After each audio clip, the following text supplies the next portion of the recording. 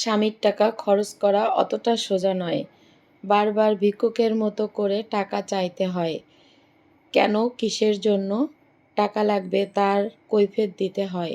হাজার কথা শোনার পরেও কিছু কিছু মেয়েরা সেই স্বামীর কাছেই হাত পাততে হয়।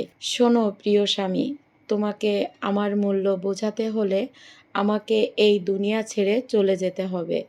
যখন তুমি দেখবে তোমার ঘরটা অগোছানো আর কেউ তোমাকে ফোন করে বিরক্ত করছে না, তখন তুমি বুঝবে আমার শূন্যতা। যখন তুমি বাড়ি ফিরে দেখবে খাবার টেবিলে খাবার সাজিয়ে আমি আর অপেক্ষা করছি না, তখন তুমি আমাকে খুঁজবে, কিন্তু তখন খুঁজলেও তো লাভ হবে না। তাই সময় থাকতে মূল্য দিতে শেখো। ভিডিওটি দেশ এবং দেশের বাইরে যে যেখান থেকে দেখছো সবাইকে আসসালামু আলাইকুম। আমি ডলিস লাইফ থেকে সবাইকে জানাই আন্তরিক শুভেচ্ছা ও ভালোবাসা। আশা করি সবাই ভালো আছো। আলহামদুলিল্লাহ, আমার পরিবার নিয়ে আমি ভালো আছি। আমার এই ছোট্ট পরিবারে তোমাদেরকে সবাইকে স্বাগতম। এই যে দেখো, আমি যে কথাটা বলেছি, তোমাদের ভাইয়া আর আমি কেক কাটতেছি। আমাদের বিবাহবার্ষিকী ছিল এপ্রিলের 12 তারিখে, তাই ভিডিওটা আর কি 16 তারিখে করা হয়েছিল। তোমাদের ভাইয়া না চাইতেই কেকটা এনেছিল। 12 তারিখে সে সময় পায়নি, অনেকটা ব্যস্ত ছিল। এই জন্য 16 তারিখে আর কি এনে আমাকে দিয়েছে, আমার মেয়ের হাতে দিয়েছে। আমার মেয়েরা এটা আমার কাছে দিয়েছিল, আমাকে নিয়ে ওরা কেক কেটেছে। তা আসলে ভালোই লেগেছে। তোমাদের ভাইয়া কখনোই এই দিনটা পালন করতে চায় না, তারপরেও যে সে আমার জন্য এতটা করেছে, এটাই আমার জন্য অনেক। আর স্বামীর কাছ থেকে যদি কোনো কিছু পাওয়া হয়, সেটা 1 টাকার জিনিস হোক, সেটা কিন্তু অনেক কিছু। তা যাই হোক, তোমাদের ভাইয়ার সম্পর্কে তো একটু কিছু বললামই। আর অনেক মেয়েরা আসলে স্বামীর কাছ থেকে যখন টাকা চায় তখন তাদের অনেক কৈফিয়ত করতে হয়। আমার সামনে আমি অনেকের দেখেছি। তবে আসলে কিছু কিছু স্বামীরা বোঝে না স্ত্রীদের যে একটা হাত খরচ লাগে। সব সময় টাকা চাইতে গেলে নিজের কাছেও খারাপ লাগে, এটা আমার কাছেও খারাপ লাগে। আমি কখনো আমার হাজবেন্ডের কাছ থেকে আমি টাকা চাইতে পারি না, আমার নিজের কাছেই কেমন জানি অন্যরকম মনে হয়। যাই হোক, তোমাদের ভাইয়াকে আমি একবার বললে যদি সে দেয় তাহলে ভালো, আর না হইলে আমি বেশি জোর করি না। তবে আমার সংসারের জিনিস আমি নিজেই করি। তোমাদের ভাইয়াই টাকা দেয়, আমি হয়তো করে নিয়ে আসি, তোমাদের ভাইয়া সেই টাকাটা পেড করে দেয়। যাই হোক, এইভাবেই দুজন আমরা আমার সংসারটা সাজিয়েছি। তারপরে দেখো, আমার বাবাকে নিয়ে আমরা ডাক্তারখানায় যাচ্ছি, সেটা তো তোমাদেরকে দেখিয়ে দিয়েছি। আমার বাবা আর কি, কি বলবো এটা আমি জানি না, তবে আমার বাবা যদি শোনে তাহলে সে রাগ করবে অনেক। তারপরেও আমি এই ভিডিওটা দিয়েছি স্মৃতি হিসাবে, যে আমার চ্যানেলে এই ভিডিওটা স্মৃতি হিসাবে থাকবে। আমার বাবার সুন্নতি খতনা দিতে এসেছি আজকে, ডাক্তারখানায় নিয়ে এসেছি। তাই এখানে দেখো এসে ও ঘুরতেছে আর ও অনেক ভয় পাচ্ছিল। আমি বলতেছি বাবা তুমি ভয় পাচ্ছ? তা বলতেছে না আমি ভয় পাচ্ছি না। তারপরে দেখো নার্স ওকে হাত ধরে নিয়ে যাচ্ছে, ওয়াশরুমে নিয়ে গেল, বলল তুমি ওয়াশরুমে যাও। তারপরে এই যে ও ওয়াশরুমে গেল, তারপরে ওকে নিয়ে আর কি ওটিতে যাবে। তা আমরা সবাই দাঁড়িয়ে আছি। দাঁড়িয়ে থাকতে থাকতে তোমাদের ভাইয়া বাসায় ছিল, বাসায় তাকে ফোন করলাম যে তুমি আসো, ও অনেক ভয় পাচ্ছিল। তারপরে দেখো ওকে ওটির ভিতরে নিয়ে যাচ্ছে, আমি সঙ্গে গেলাম। যে দেখো ডাক্তার বসে আছে। আমার ছোট মেয়ে কিন্তু এই ক্লিনিকেই হয়েছে। তা ডাক্তারবাবু মানে ডাক্তার স্যার আর ম্যাডাম দুজনেই অনেক ভালো, কি বলবো। আমি গেলে আমাকে অনেক অনেক সম্মান করে এবং আদর স্নেহ যাই বলো আমাকে অনেক ভালোবাসা দেয়। তো এখানে আমার যে ননদের নাতি নাতনিগুলো আছে সবাইকে এখান থেকে আমরা এই সুন্নতে খতনাটা দিয়েছি। তো এখানে ডাক্তারের সঙ্গে আমি কথা বলছিলাম আর একটু ভিডিও করে রেখেছি, যে এটা স্মৃতি হিসাবে আমার চ্যানেলে থাকবে। প্লিজ তোমরা কেউ কিছু মনে করো না, আর আমার বাবাটার জন্য দোয়া করো। অবশ্যই আমার বাবা এখন সুস্থ হয়ে গেছে। তা এই যে আমি ওকে সান্ত্বনা দিচ্ছি, ওর মনটা অনেক খারাপ হয়ে গেছে। আর আমার বাবা কিন্তু অনেক কি বলবো, একদম শান্ত একটা বাচ্চা, কোনো চিল্লাচিল্লি কান্নাকাটি কোনো কিছুই না। তারপরেও তো মনের মধ্যে একটু ভয় লাগেই, এটা তো আমরা সবাই জানি। তো ও অনেক দেখো ভয় পাচ্ছিল, ওর মুখটা কিন্তু শুকিয়ে গেছে ভয়েতে। আমি ওকে কথা বলছিলাম আর সান্ত্বনা দিচ্ছিলাম, ওর সঙ্গে গল্প করতেছিলাম। আর ডাক্তাররাও অনেক ভালো, ওর সঙ্গে গল্প করতেছিল। কিন্তু যখন ওকে আর কি ইঞ্জেকশন দিচ্ছিল অবাস করার, তখন একটু ও ব্যথা পেয়েছে, তখন একটু কান্না করছিল।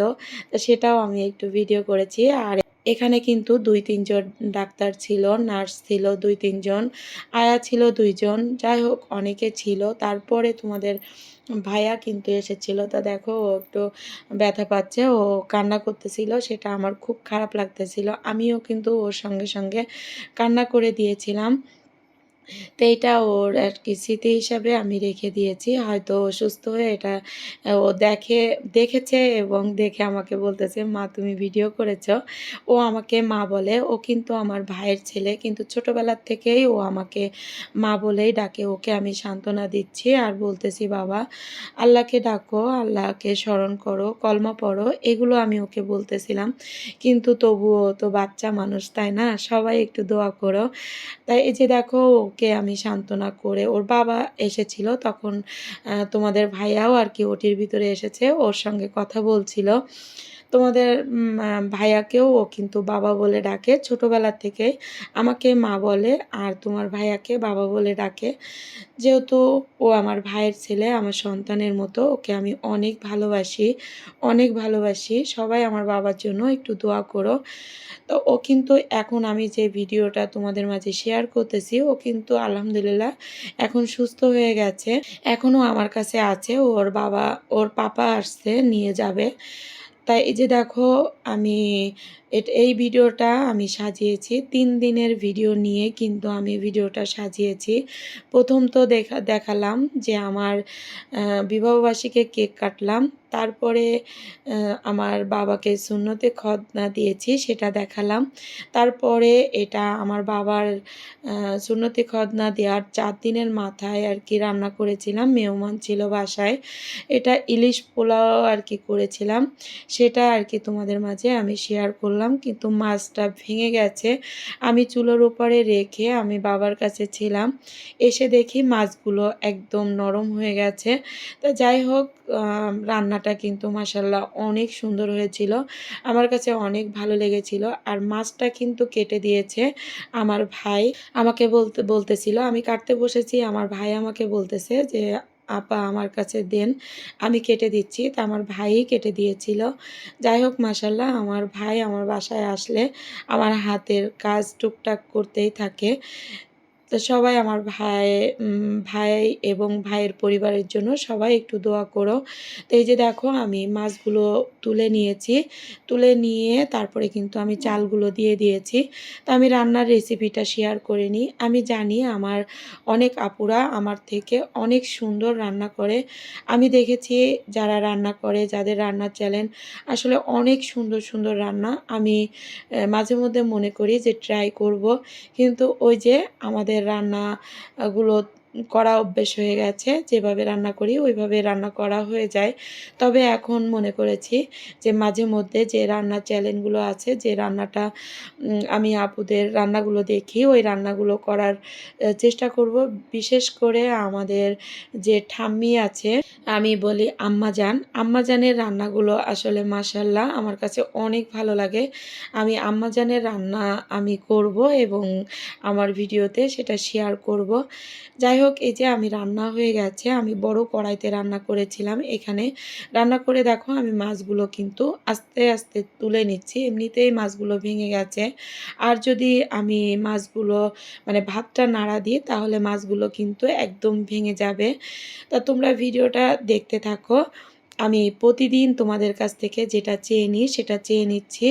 আমার ভিডিওটি যদি তোমাদের কাছে কোথাও কোনো জায়গায় একটু ভালো লেগে যায়, প্লিজ লাইক দিতে ভুলবে না। আর যদি এই ধরনের লাইফস্টাইল ব্লগ দেখতে চাও, চাইলে চ্যানেলটিকে সাবস্ক্রাইব করে পাশে থাকা বেল আইকন অল অপশনটি সিলেক্ট করে রাখবে। এতে করে আমি যখন নতুন কোনো ভিডিও আপলোড করব, সঙ্গে সঙ্গে নোটিফিকেশন চলে যাবে তোমাদের মোবাইলে। সুযোগ বুঝে তোমরা সেটা দেখে নিতে পারবে। আর যারা এই কাজ করে আমাকে প্রতিনিয়ত সাপোর্ট করে যাচ্ছ, তাদেরকে অসংখ্য অসংখ্য ধন্যবাদ।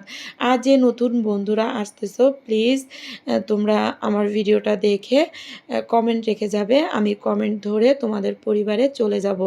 আমার ভিডিওতে যারা কমেন্ট রাখে, আমি সেই কমেন্ট ধরে আমি তাদের পরিবারে কিন্তু চলে যায়।